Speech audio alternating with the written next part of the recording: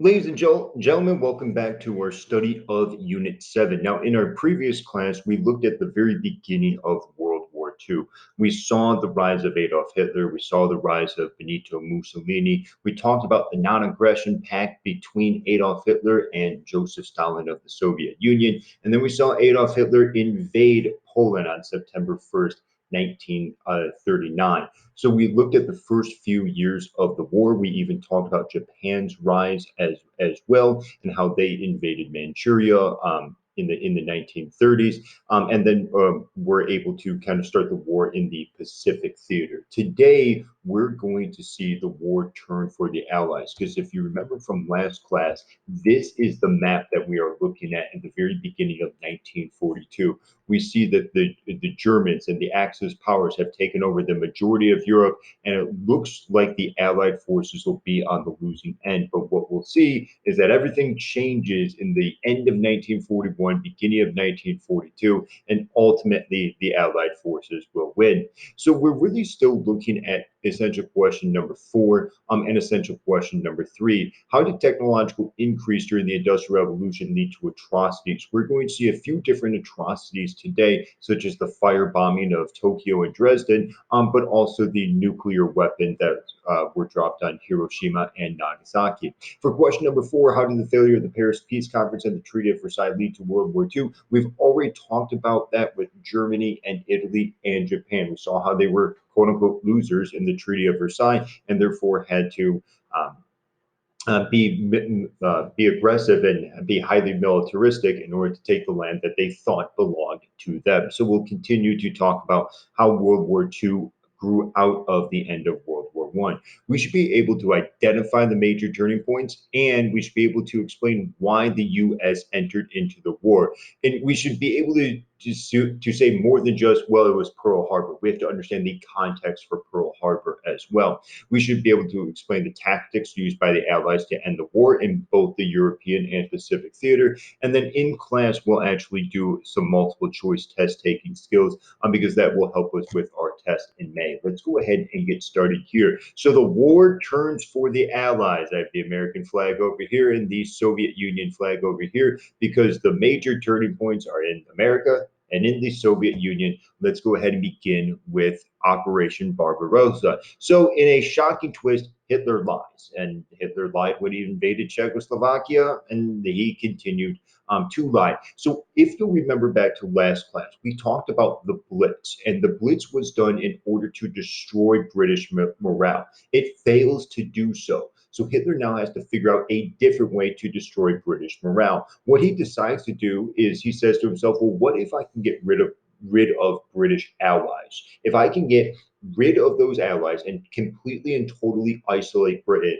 maybe, just maybe, I can get them to surrender. And so what he does is instead of trying to cross the English Channel, he turns his direction towards the Eastern Front and looks at the Soviet Union. So in June of 1941, just after the Blitz had ended in May, he begins Operation Barbarossa and he wants natural resources and land and gets those very, very quickly. I mean, this is an amazing operation and one that was done in incredibly efficient, let's say.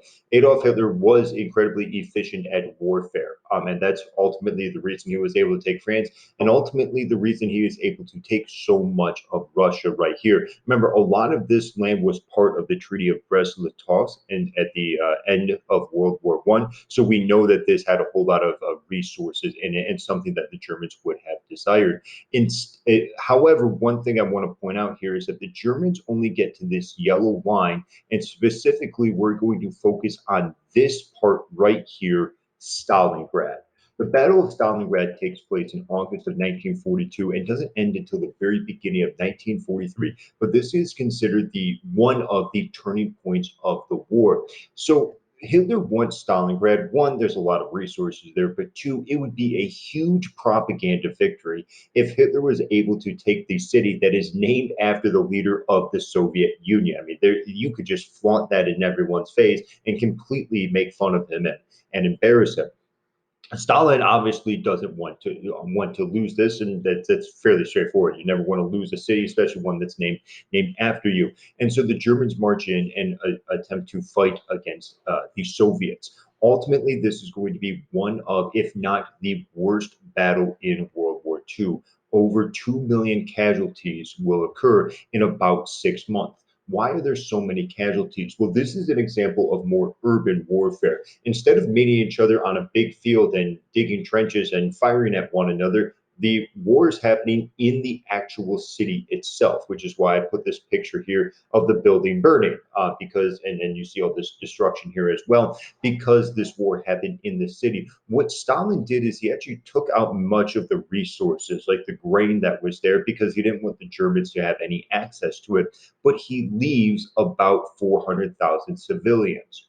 Why would he do that? Why would he not allow them to evacuate? Well, he wants to inspire his soldiers. He wants his soldiers to see the civilians, see the innocent women and children who are there, and be inspired in order to fight against the Germans. And eventually it works, as the Germans are trapped in Stalingrad. The Soviet forces are able to surround them, eventually kind of choke them out, and then defeat them and drive the Germans back. Part of the reason that the Germans were not successful at this is because they started in August of 1942 when it was warm outside, and ended in February when it's really, really cold. So they are once again stopped by the Russian winter, just like Napoleon. We see that if you try to invade Russia in the winter, it's not going to end well for you unless you are the Mongolians. And that's a completely different thing. But we've already talked about that before. I was going to say we're going to talk about it later, but we're not, because we've talked about that all the way back in Unit 2.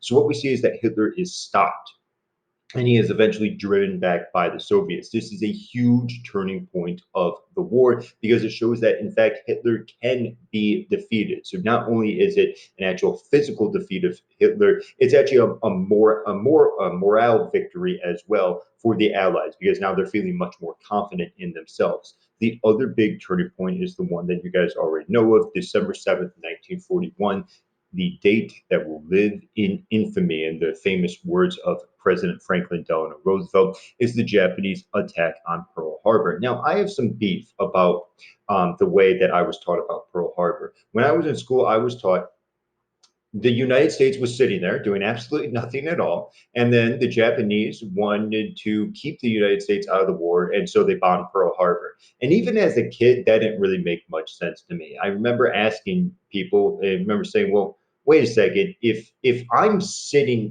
like if I'm sitting here doing absolutely nothing and someone punches me directly in the face, now I have a reason to fight them. Like, right? And that's exactly what the Japanese did. Like, the US was sitting there doing nothing, the Japanese punched them right in the face. And they doesn't make sense that the Japanese would go on the offensive in order to keep the US out of the war that they weren't already in and didn't really want to join. But we understand the context a little bit better, because we talked about the invasion of Manchuria in 1937, and we talked about the sanctions that were placed on Japan by the United States in 1941. And so we see that the Japanese have an option, have some options here. What they know is that they need to be able to trade, and they need to have access to oil, and those sanctions don't allow them to do so. They're also really hoping that the United States really, really wants to stay out of the war. So what they think is that if they attack Pearl Harbor, the United States, instead of getting into the war, will say, you know what, we don't want to get into the war at all. Let's just lift up these sanctions. That way we don't make Japan more upset. And so, that way we don't have to get in the war, and they don't not going to attack us or anything like that. It's still a ridiculous plan by the Japanese. It was still something where, had you known American culture, you knew that this plan wasn't going to work. But knowing that context, knowing that this is done in response to U.S. sanctions, provides the actual information that is necessary to understand why the Japanese carried this plan out. So you guys hopefully know about Pearl Harbor. This was the Japanese attack in Pearl Harbor, Hawaii, in which more than 2,000 people are killed by kamikaze pilots.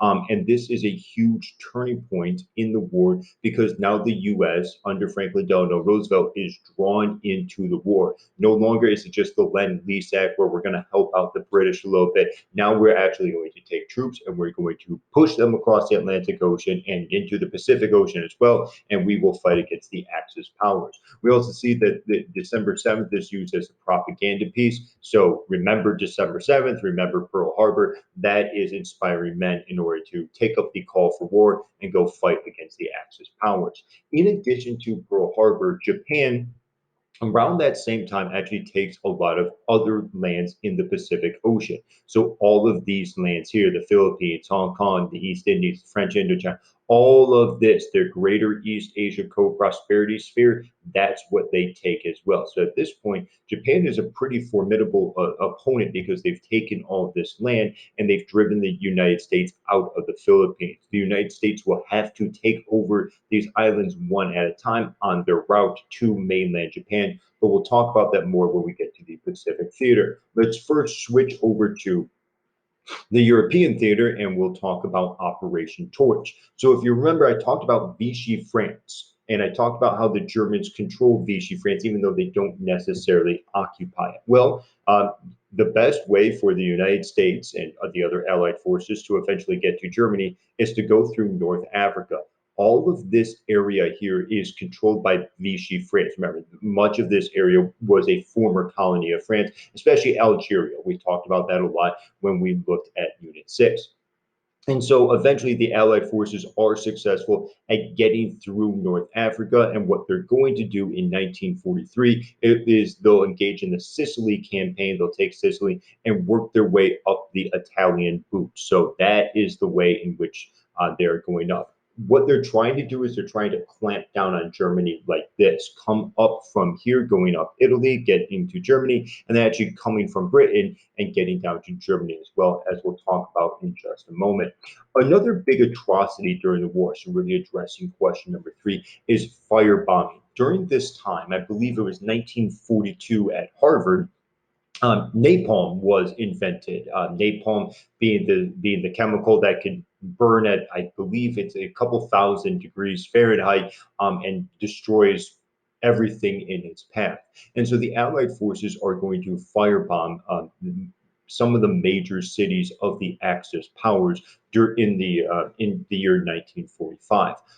There's been a huge focus on Tokyo, and other Japanese cities in 1945 as the United States used the bomber mafia and the bombing crew in order to firebomb many of the major cities. And we see here the numbers are pretty catastrophic. 100,000 civilians dead and 1 million homeless and displaced because of the destruction of their home.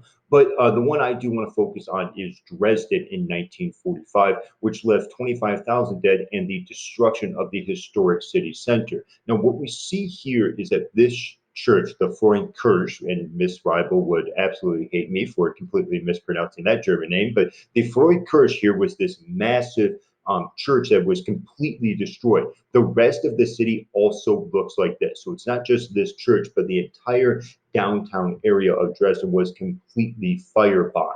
This is the church today. So I had the opportunity to visit Dresden in 2009, and I believe it was back in 2006 that they finally were able to rebuild it in its entirety. And I believe they tried to make it as much of a replica as they could. So this is as close as they could get to making it like it was prior to 1945. So we see the rebuilding after the war. We also want to keep in mind they didn't rebuild it till '06 or '07 or something around there. It took them a long time to rebuild their city after the war. Moving forward and getting a quick glimpse of Unit 8 here, we're going to see that Europe takes a long time to rebuild after this war because it is so destructive and so chaotic that it's going to take them decades in order to do so, which allows other countries to step up and be the world powers, namely the United States and the Soviet Union. But we'll talk about that more when we do get to Unit 8. Another story I want to bring up is D-Day. So In Italy, and June 4th, the Allied forces took Rome. That's great. That's one part of the Allied plan to close in on Germany. The most famous one is June 6th, 1944, what we call D-Day. Dwight D. Eisenhower leads the Allied forces across the English Channel into the beaches of Normandy in France. This is considered one of the greatest naval invasions of all time. Saving Private Ryan does a fantastic job at showing this invasion. Obviously, once again, I can't tell you to go watch that movie because you are not supposed to watch R-rated movies. But when you are of age, go watch that movie. From what I've heard, people who were at D-Day say that that is the most accurate portrayal of what D-Day was actually like. Now, I had the opportunity to meet someone who participated in D-Day, and this is him right here, the one who has the closed eyes. So let's talk about some of the context and background to this picture here, because this is one of my more favorite stories here. First off, I like this picture because it makes me look 7 feet tall. This was back in the day. So this was, I believe, 2016 when I had the opportunity to meet him. And this was when I was a little bit younger. My beard was a little more full. I had a lot more hair on my head. I wasn't balding up front here. Good times. So teachers go to teacher conferences in which we have the opportunity to work with one another and listen to master teachers in order to become better teachers. You guys are students, you learn how to be better students. We're teachers, we learn how to be better teachers. That's what makes the world go round. So I had the opportunity to go to one specifically for social studies teachers. So everyone in the building is a social studies teacher, and we have a few options. Not like you guys. Like you guys have to go to your all of your classes. We have options of which conferences we want to go to. And so my friend and I are sitting there. We are looking at the possible conferences we could go to, and there's some that are like, learning about this, learning about that, whatever. And then we see two that stick out to us. One for a very good reason, one for a very bad reason.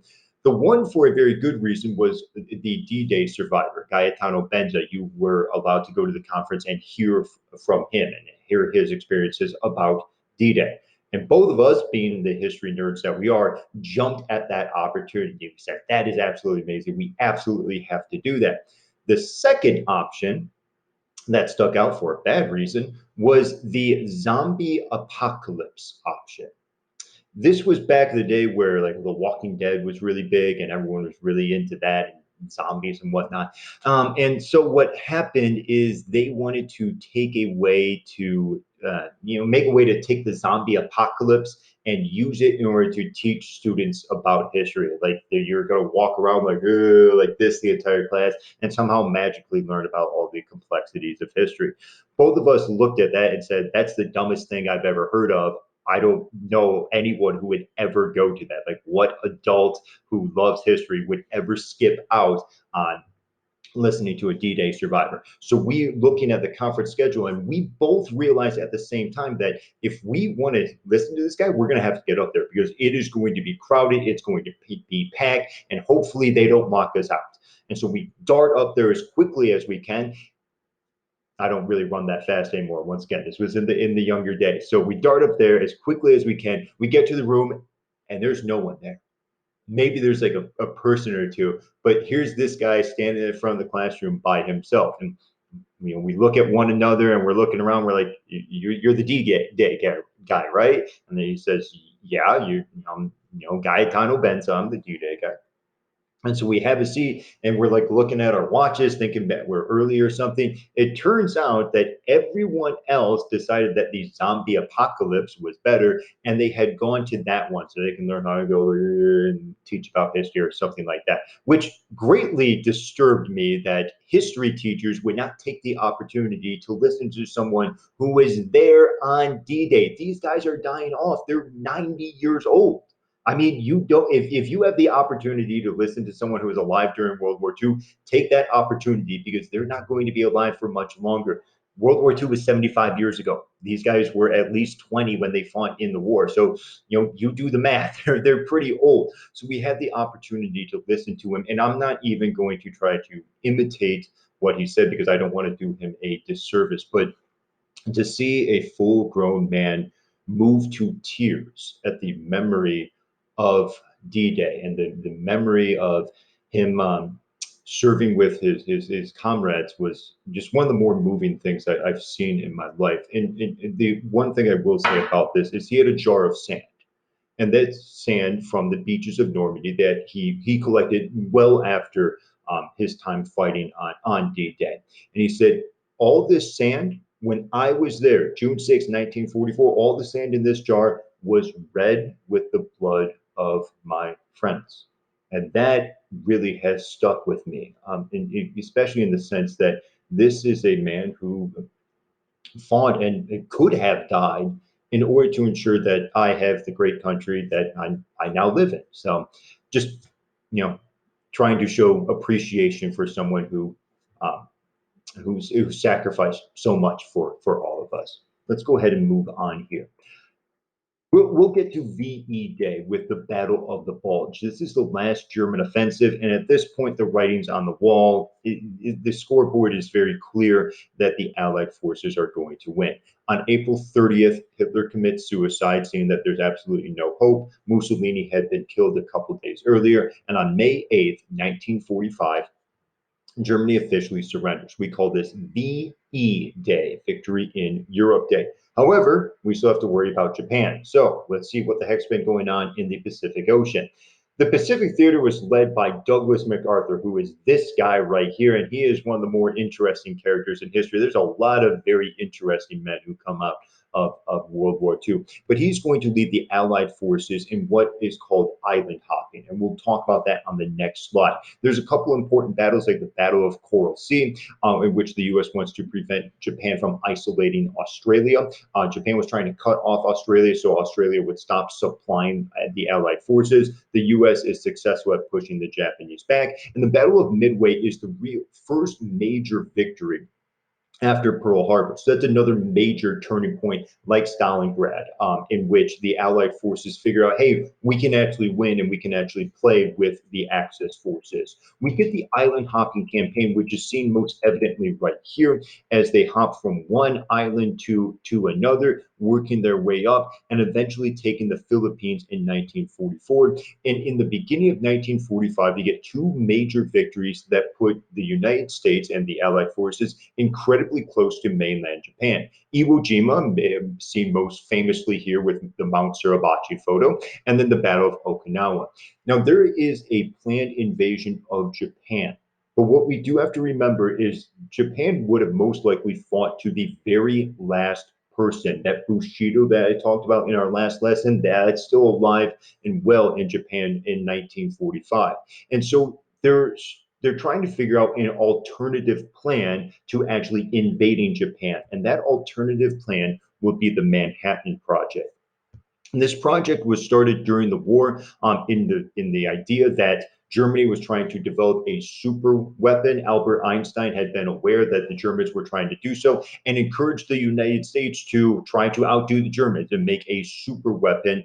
And don't be afraid to use it, because you might have to if things go sideways. This Manhattan Project is what eventually created the nuclear weapons. So the major players in the creation of nuclear weapons. Leslie Groves is the one who's leading, but J. Robert Oppenheimer, who's pictured here, was the director. He was the one in charge and the scientist who conducted many of the tests. So this test in New Mexico occurred, in which it made it very obvious that nuclear bombs could be successful. Now, this test was not done on any people yet. This was done in the middle of nowhere, and I think there had been some tests in the middle of the ocean as well. And so they didn't know how it would impact an actual city that's full of millions of civilians.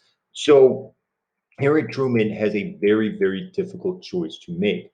Does he engage in Operation Downfall, in which he invades Japan, or does he use these atomic weapons that he's not 100% sure exactly how they work, exactly what they're going to do? After all, this is new technology. This is a new area here, and there's no way to really figure it out other than trial and error. He elects to choose to use the atomic weapons. He will drop the first one on August 6th on Hiroshima and the second on August 9th on Nagasaki. This eventually forces the Japanese surrender on August 14th. They officially surrender on September 2nd, marking September 2nd as VJ Day. So sometimes we celebrate August 14th as VJ Day because that's when they surrendered. Sometimes it's September 2nd. It's around this time here. What we need to know is that that's Victory in Japan Day and World War II is over. Here's some pictures related to the bombing at Hiroshima. So we have the Enola Gay, that was the plane controlled by Paul Tibbets that eventually dropped the bomb. Here are the nuclear weapons themselves, the little boy over Hiroshima and the fat man over Nagasaki. And what I do want to point out, at least is this picture right here very quickly. This was an aerial photograph of Hiroshima before the bomb. And this is the aerial photograph after. As you can see, this entire city has been completely decimated by the nuclear weapons. And we'll have an opportunity to argue about the nuclear weapons and the use of them when we get to class. That's actually going to wrap up our lecture today. In our next lecture, we're going to wrap up everything for Unit 7 by looking at the home front, and we'll also look at the worst genocide in human history, the Holocaust. I'll see you guys then.